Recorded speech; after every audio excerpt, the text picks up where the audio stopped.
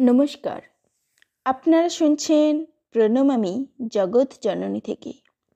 শ্রী রামকৃষ্ণদেব যে জীবনযাপন করেছেন, এমনকি তিনি বিবাহিত হয়েও এবং স্ত্রীর সাথে থাকা সত্ত্বেও তিনি যে ধরনের জীবন অতিবাহিত করেছেন, তা কোনো মানব তো নয়ই, দেবতাদের পক্ষেও তা দুষ্কর।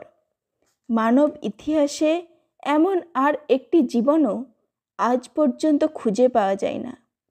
তাই রামকৃষ্ণ একজনই। আজ শোনাব সেই কাহিনী।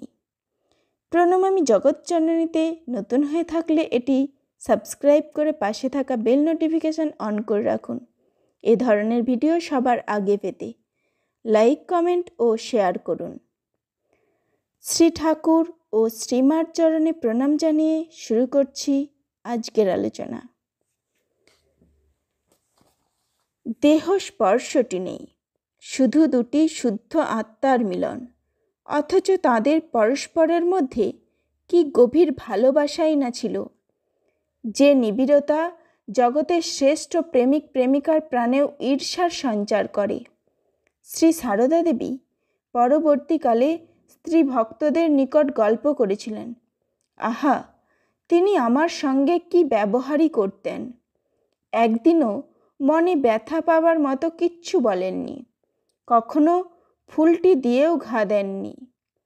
একদিন দক্ষিণেশ্বরে আমি তার ঘরে খাবার রাখতে গেছি। লক্ষ্মী রেখে যাচ্ছে মনে করে তিনি বললেন, দরজাটা ভেজিয়ে দিয়ে যাস। আমি বললুম, আচ্ছা। আমার গলার স্বর শুনে তিনি চমকে উঠে বললেন, কে তুমি?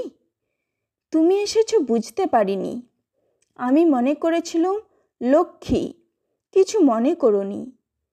আমি বললুম, তা বললেই বা, কখনো আমাকে তুমি ছাড়া তুই বলেননি। কিসে ভালো থাকবো তাই করেছেন। শ্রী ঠাকুর বলতেন, ও সারদা সরস্বতী, ও সাজতে ভালোবাসে। তিনি নিজে কাঞ্চন স্পর্শ করতে পারেন না, কিন্তু স্ত্রীর জন্য কত যত্ন করে সোনার গয়না গড়িয়ে দিলেন। ডায়মন্ড কাটা বালা, তাবিজ, প্রকাণ্ড নথ, আরও কত গয়না। তখনকার দিনে যেমন চলন। আবার পছন্দসই শাড়ি, কোনো কিছুর কমতি নেই, নেই যত্নের এতটুকু ত্রুটি। কোনো দিন স্ত্রীর একটু মাথা ধরেছে তো তিনি অস্থির হয়ে পড়তেন। শ্রীরামকৃষ্ণ যে বিবাহিত জীবনযাপন করেছেন, তা দেবতাদের পক্ষেও বিস্ময়কর। মানব ইতিহাসে আদি থেকে এমন আর একটি জীবনও খুঁজে পাওয়া যায় না।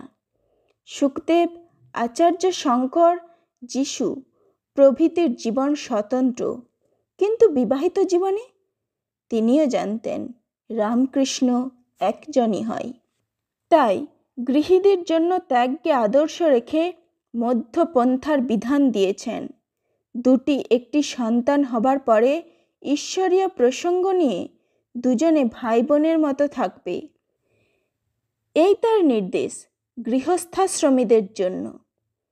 শ্রীরামকৃষ্ণদেব তার স্ত্রীকে পূজা করেছিলেন।